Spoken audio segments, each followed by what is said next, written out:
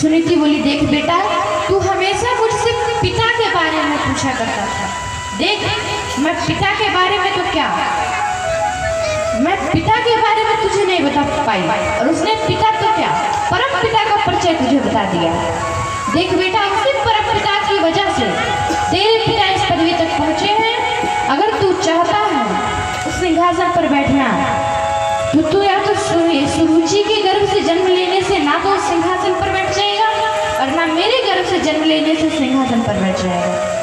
तू जा, और जाकर के उसने कह दिया है, तू जा और जाकर के उस पदवी तक पाने के लिए, पहुंचने के लिए जा जाकर के भगवान की तपस्या कर बने। उसने सही तो कहा है।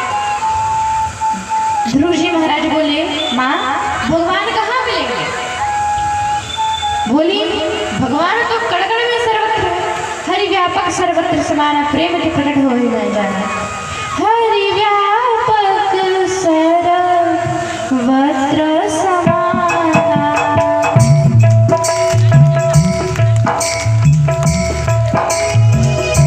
हरि व्यापक सर्वत्र समाना।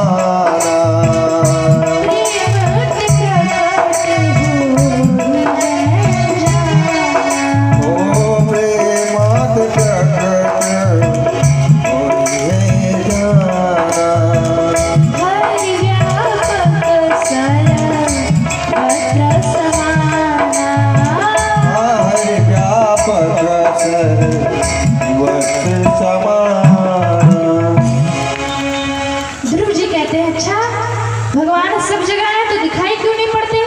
माँ बोली, देख बेटा, हर वस्तु दिखाई नहीं पड़ती।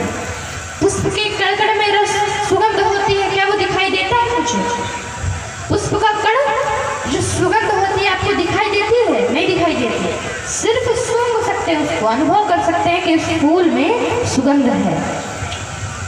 मिठाई में मिठास होती है, इसको आप अनुभव कर सकते हैं, अपनी जीभ से अनुभव कर सकते हैं मीठी है कि नहीं है। आप उसको देख सकते हैं कि मीठी है कि नहीं है। देख करके कोई मिठाई लेता है दुकान पर? मिठाई मीठी है कि नहीं है देखता नहीं है कोई। बोले, माँ तो मैं जा रहा हूँ भगवान को खोजने के लिए। ध्रुव जी महाराज निकल पड़े। ध्रुव जी की चिंगारी जागृत हो गई।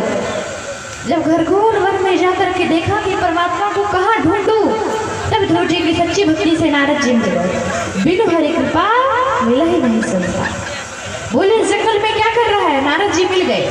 नारद जी बोले, बेटा तू इस जंगल में क्या कर रहा है? ध्रुव जी ने सारी व्यथा कथा सुना दी। उन्होंने कहा, अहो तेज क्षत्रियाणा।